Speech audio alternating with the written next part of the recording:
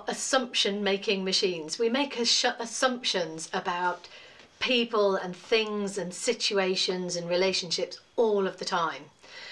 Now, if you set your alarm clock the night before you've got to catch a plane or an important meeting or just even going to work, you will make an assumption that that alarm clock will go off in the morning. And quite frankly, if you didn't, you'd be awake all night worrying about whether your alarm clock's gone off all night. And I know when I've caught planes at 6 a.m. in the morning, I have been awake all night thinking, has the alarm clock gone off or has it not?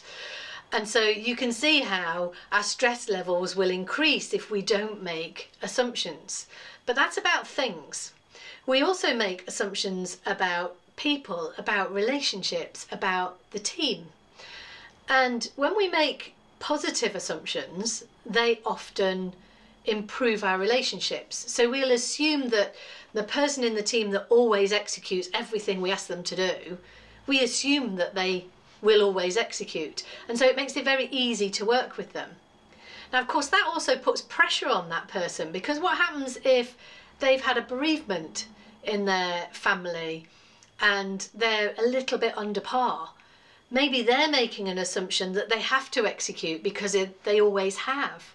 And so you can see how the well-being of employees can also be impacted by the assumptions they make, which puts pressure on themselves. So we need to pay attention to and check in sometimes on those assumptions of, I always assume that when I give you a piece of work, you're going to do it. Is that still okay? And we need to wrap around all sorts of other skills within the team as well, and self-awareness, the quality of our conversation, the well-being of the team, so many other things that I've talked about in other videos. We need to wrap those around our assumptions as well. But where assumptions really backfire on us is where we make assumptions negatively about the team or about the business or about a relationship. So for example, if you have had conflict or a difficult conversation with somebody in the past, the next time you meet them, you may go in with a level of tension or an assumption that you're going to continue a difficult conversation and that it's going to be difficult.